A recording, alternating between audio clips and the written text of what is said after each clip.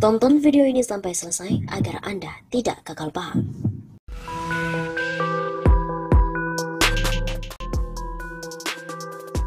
Sobat Nama Susafa, kembali lagi bersama dengan kami untuk mengulas fakta-fakta perpolitikan dan juga informasi terkini di tanah air. Beda sikap massa di Masjid UGM, Ganjar di demo, Anies diteriaki Presiden.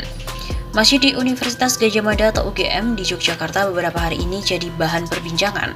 Dua nama yang digadang-gadang maju Pilpres 2024 jadi penyebabnya adalah Gubernur DKI Jakarta Anies Baswedan dan juga Gubernur Jawa Tengah Ganjar Pranowo. Keduanya memang diundang untuk mengisi ceramah Ramadan di kampus tersebut. Saat Ganjar datang dan berceramah pada Rabu 6 April malam hari, ia langsung disambut demonstrasi. Saat itu ia membawakan materi soal reformasi birokrasi. Semula ia menyampaikan soal keluhan warga soal minyak goreng. Sejak Januari 2022 dirinya banyak mendapat aduan dari masyarakat dan paling banyak soal minyak goreng. Jadi sampai hari ini sudah ada 115 aduan ke kanal lapor GUP terkait minyak goreng. Tidak hanya aduan online, setiap bertemu warga apalagi mak-mak itu mengeluhnya satu sekarang, itu ya minyak goreng. Semua protes ke saya, ini ada apa? Padahal kita penghasil minyak terbesar seluruh dunia, kata Ganjar.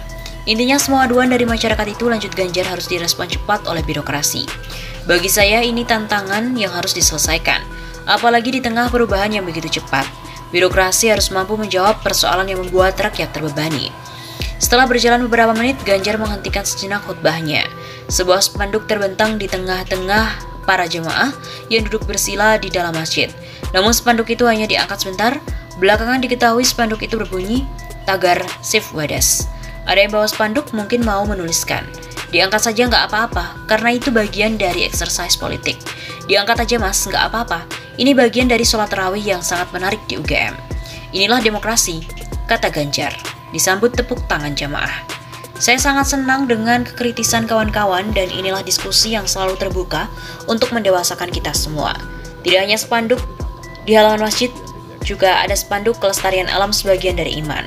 Juga dibentangkan oleh beberapa pemuda, mereka berkaos dan berkopiah hitam bertuliskan Save Wadas. Beda halnya dengan Anies Baswedan. Pada Kamis 7 April kemarin, ia berceramah di agenda sholat tarawih Masjid Kampus UGM. Di sana Anies ngomong sekitar 1 jam. Bukan hanya soal pengelolaan kota berbasis lingkungan sesuai dengan tema dari panitia, melainkan juga soal kenangannya kuliah di UGM, termasuk menyindir sejumlah isu politik. Alhamdulillah 4-5 tahun ini saya jadi gubernur, 6 bulan lagi pensiun. Nggak ada perpanjangan soalnya mas, kata Anies disambut tawa dan tepuk jamaah. Kenapa tepuk tangan ini? Lanjut Anies sambil senyum. Ucapan Anies ini langsung mengingatkan wacana perpanjangan jabatan Jokowi yang sempat bergulir. Menurut Anies selama jadi gubernur ia berupaya menjaga ketenangan. Saya bulan Oktober besok kalau tidak ada perubahan, halangan itu selesai. Selama 4,5 tahun ini ketenangan dan keteduhan ini dibangun. Anies juga mengenang saat menjadi mahasiswa dan ketua Senat UGM. Saat itu ia kerap digelar debat terbuka dan muncul kritik bahkan terhadap sesama mahasiswa. Kalau ada yang mengkritik tidak perlu dilaporkan. Di kampus harus bicara bebas. Kami terbiasa menjaga iklim demokrasi dan melawan rezim Orde Baru yang tidak bersahabat dengan mahasiswa. Begitu katanya. Dikaitkan dengan kenangan itu, ia lantas menceritakan pengalamannya. Tadi pagi ada yang mengirimi saya di grup alumni UGM, ada foto tarawih bawa spanduk di belakangnya. Kata Anies disambut tawa hadirin. Selepas itu dalam sebuah video yang beredar, banyak sekali jamaah yang berkerumun sembari mengangkat ponselnya untuk mengabadikan momen Anies saat berada di masjid. Selain itu teriakan presiden juga berkumandang dalam masjid.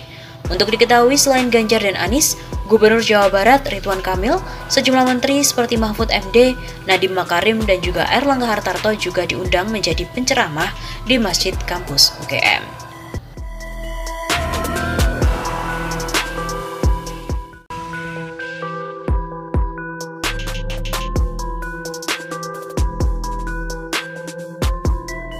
Anies Baswedan lolos Nyapres 2024. Penghujung bulan Januari 2022 menjadi sangat menarik. Anies Rashid Baswedan menghadiri 3 event partai politik. Di sela-sela acara tersebut bahkan bergema teriakan Anies Presiden.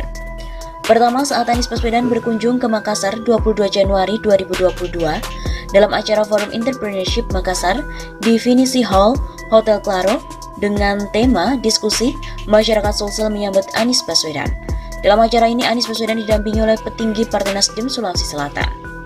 Kedua, ketika Anies menghadiri Zulhas Award dan pidato kebudayaan Ketua Umum PAN Zulkifli Hasan di Perpustakaan Nasional 30 Januari 2022, Anies juga sempat berpidato. Acara ini juga dihadiri oleh Erick Thohir dan juga Ridwan Kamil. Kemudian yang ketiga, peringatan hari lahir atau Harlah P3 di Jakarta pada 30 Januari 2022. Dalam acara ini, Anies Baswedan diberi gelar Tokoh Persatuan Pembangunan oleh Dewan Pimpinan Wilayah atau DPW P3 DKI Jakarta. Selanjutnya, Anies Baswedan menghadiri Harlah P3 Yogyakarta pada 31 Januari 2022. Sinyal Nasdem, PAN, dan P3 akan mengusung Anies Baswedan sebagai calon presiden 2024-2029 makin menguat. Koalisi ketiga partai itu telah melampaui batas minimal seperti dipersyaratkan oleh pasal 222 Undang-Undang Nomor 7 Tahun 2017 tentang pemilu. Presidential threshold 20% dengan 122 kursi DPR atau 21,2%, persentase angka cantik. Apalagi ditambah Partai Keadilan Sejahtera atau PKS yang memiliki 50 kursi DPR. Sehingga jumlah kursi DPR keempat partai pengusung Anies Baswedan menjadi 172 kursi atau 29,9%. Partai diuntungkan Anies. Bagi Nasdem, PKS, PAN, dan P3 sangat diuntungkan dengan mengusung Anies Baswedan sebagai capres pada Pilpres yang digelar 14 Februari 2024. Soalnya, PKS dan juga PAN dalam bayang-bayang Partai Gelora dan Partai Umat. PKS, PAN, dan P3 mesti menjaga agar tetap lolos ke Senayan di Pileg 2024 yang dilakukan serentak dengan Pilpres. Apalagi P3 posisinya kritis, batas parlemen threshold 4%, sementara P3 memiliki 19 kursi DPR atau 4,52% dari suara nasional hasil Pileg 2019 kemarin. P3 kehilangan 20 kursi DPR jika dibandingkan dengan Pileg 2014. Kembalinya Haji Lulung Abraham Lunggana ke rahimullah. Dari P3 dan juga adanya sosok Anies Baswedan berpotensi besar, partai berlambang Ka'bah itu kembali bangkit pada Pileg 2024. Nasdem, PKS, PAN, dan P3 memerlukan tokoh pembangkit suara agar tetap lolos ke Senayan pada Pileg 2024. Dengan mendukung Anies Baswedan, keempat partai pendukung itu bakalan memperoleh efek ekor jas atau kotel efek.